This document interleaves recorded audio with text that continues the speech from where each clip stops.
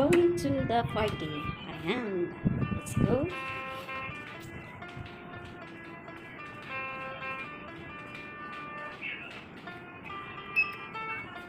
Ang naglalakad patungo sa patutunguhan itong mga stick na ito ay ating daraanan. Maging pamatyag sa lahat ng oras, sa lahat ng umaga na ating subaybayan ang ating buhay. Dahil minsan ay kusang lumalayo ang ating mga kaibigan kapag tayo ay nawawala sa bindas nila. Let's go guys. Work for life. Maraming mga problemang dumarating sa buhay. Minsan nakakalungkot lang kasi may mga kaibigan kusang lumalayo sa'yo. Minsan may mga kaibigan naman kusang dumaradating. Ngunit wala po tayong magawa, ganun talaga ang buhay. Dahil sa totoong buhay, ang ating mga minamahal, minsan nauuna, minsan may naiiwan. Kaya enjoy life na lang mga lalabs kahit na tayo ay nag-iisa. Tuloy lang at iwala sa iyong sarili.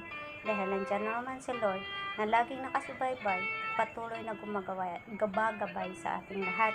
Kaya nga sinasabi sa ating salita ng Panginoon, unahin natin palagi si Lord sa ating buhay at ang lahat ng isusunod ng niya.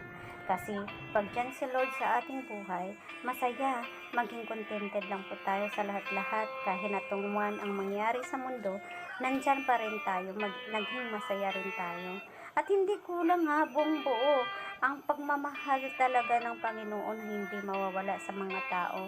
Dahil kahit na tayo ay makasalanan, tayo ay kanyang pinorgive at pinatawad sa ating mga kasalanang nagawa dito sa mundo. Kaya mga lalabs, tiwala lang po tayo sa ating may kapal dahil ang lahat ng iyan ay bubuurin niya kung ano man mga pangarap natin, kung ano man yung mga gusto natin. Huwag tayong humingi ng sobra-sobra dahil ang sobrang-sobra na yan ay hindi naman natin madadala. Kaya kung meron po tayo, mag-share po tayo ng mga blessings sa ating kapwa dahil ang pag-share ng blessing ay hindi kawalan, kundi kabuuan para may tuturing natin na tayo ay mapagmahal sa ating kapwa at lalo na sa ating may kapal. Kaya ang buhay ay sadyang ganyan. Kaya maging mapagmatiyag sa ating paligid. Kung ano man ang mga problema ng iba, ay handa nating tulungan. Kung hindi man natin kayang tulungan sa pera, ayan tulungan natin sa pag-advise o tulong sa pamamagitan na nandyan kayan sa katabi niya. Papakita natin na mahal pa rin natin sila. Kaya huwag kayong magwala ng pag-asa mga lalap. No one can live in the island. Wala pong mabuhay sa mundo na nag-iisa dahil ang bawat isa ay nangangailangan ng kapwa, ng mga magulang, ng mga kapatid, ng mga kaibigan, ng mga tao sa buong mundo na kung saan siyang dahilan kung bakit tayo ay nagkakaroon ng kasaganaan. Maging masaya lang po tayo mga lalab katulad nito. Just enjoy yourself even you are alone. Gusto mong makisama sa kapwa mo, minsan meron talagang pagkakataon na gusto mo rin mag-isa para makapag-isip-isip, mag-enjoy sa iyong sarili, magmuni-muni o kahit anong gagawin mo sa buhay mo, magagawa mo yan. Kaya tingnan mo ako mga lalabs, kahit na nag-iisa lang ako, I keep enjoying myself to watching the surrounding.